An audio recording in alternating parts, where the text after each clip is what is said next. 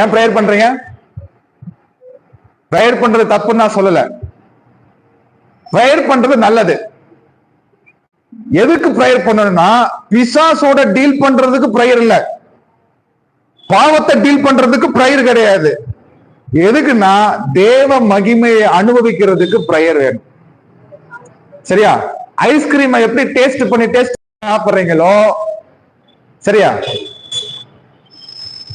உப்பை டேஸ்ட் பண்ணி சாப்பிடுவீங்களா?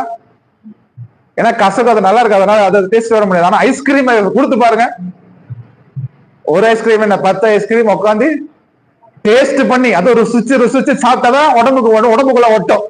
சாப்பாடு சாப்பிடும் போது டேஸ்ட் பண்ணி சாப்பிட்டாதான் உடம்புல ஓட்டம். அது மாதிரி பிரசன்ஸ் ஆஃப் காட்ல போய் உட்காந்தா தேவனுடைய பிரசனத்தை எப்படி ஐஸ்கிரீம் டேஸ்ட் பண்ணி சாப்பிடுறீங்களோ அது மாதிரி தேவனுடைய பிரசனத்தை டேஸ்ட் பண்ணி என்ன செய்யணும்? அனுபவிக்கணும். அதுக்குதான் பிரேயர். ஹல்லேலூயா. தேவ பிரசனத்தை நீங்க அனுபவிக்க ஆரம்பிச்சிட்டீங்கன்னா நல்ல கைத்தட்டி பாருங்கன்னு சொல்ல வேண்டிய அவசியம் இல்ல.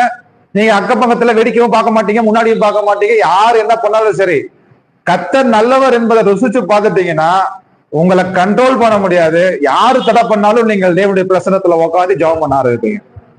ஹல்லேலூயா.